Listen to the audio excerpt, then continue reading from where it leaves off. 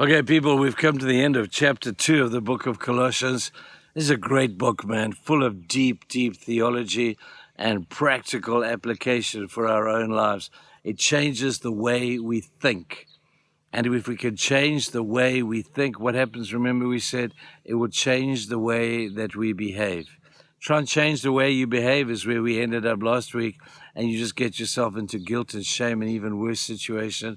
Change what you think and what you think, because out of thinking we do. If we change what we think, we'll do something different. Verse chapter 3 kind of hits this on the head. He says this, since then, since when? Since you've put into practice what you've just heard. Since then you have been raised with Christ. Set your heart on things above, where Christ is seated at the right hand of God. Set your minds, there we go, set your hearts, set your minds on things above, not on earthly things. For you died, and your life is now hidden with Christ in God. He's telling you, change what you look at, change what you see, and change what you think and feel. You see, out of your heart is a sense of feeling. Feelings are fickle, you know that. We tend to go by our feelings. Well, if I feel like this or if I feel like that, feelings get you into a lot of trouble. So you got to be very careful what you base your feelings upon. Sometimes I don't even feel like I'm a Christian. You know that? You say, but Trev, you're a preacher, you're a pastor, you do all that. Some days I just don't feel like it. I don't feel like being a Christian today. I'd rather just be one of the guys around here, but I'm not, because I'm basing it upon a feeling, not a fact of my salvation, because I committed myself to Christ, asked him to forgive me of my sin. Those are the facts that restore my feelings. And out of the facts that I have in my mind, they speak to the feelings I have in my heart, and they say, hey, slap out yourself out of this thing, because that's where you need to be. Feelings and facts go hand in hand. If you'd have one or the other, you could find yourself in a lot of trouble. But the facts need to determine the feelings.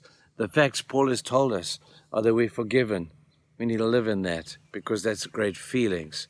But out of your heart come all the deep things of who you are. You see, the things of the heart are the things that live below the waterline of your life. Kind of like the iceberg thing we spoke about a while back. An iceberg has only got about 20 or so % outside of the water. That's where the facts live. But the feelings live below the waterline. And those facts are at the top 20% will determine what's going on below the waterline. So make sure that they're good facts.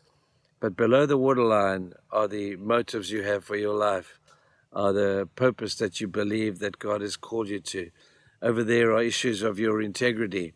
Your character lives below the waterline, and nobody goes there other than you and God. But when you and God get into that and below the waterline stuff, that's where the strength for the future comes from. You see, you can look pretty impressive above the waterline. You can look good. You can do what he says here and look impressive to the rest of the world by common sense living and doing well at that. But the heart determines a whole lot more, but it is determined also by what you think. Set your mind on things that are above. Who is above? Jesus is above. Set your mind on that. Who also is above, or what also is above? Heaven is above. Set your heart and your mind on things above. Start pondering the wonder of this thing called heaven, this beautiful place, and the wonder of who Christ is in heaven, his place of authority. Then set your heart on the right stuff, right motives, building character, building that stuff which is below the waterline of your life. So when the storms of life hit you, you've got something below the waterline to protect you. I hope you understand what I'm trying to say. I think you do. You're going to have a good day today, people, and we'll see you soon. Bye-bye.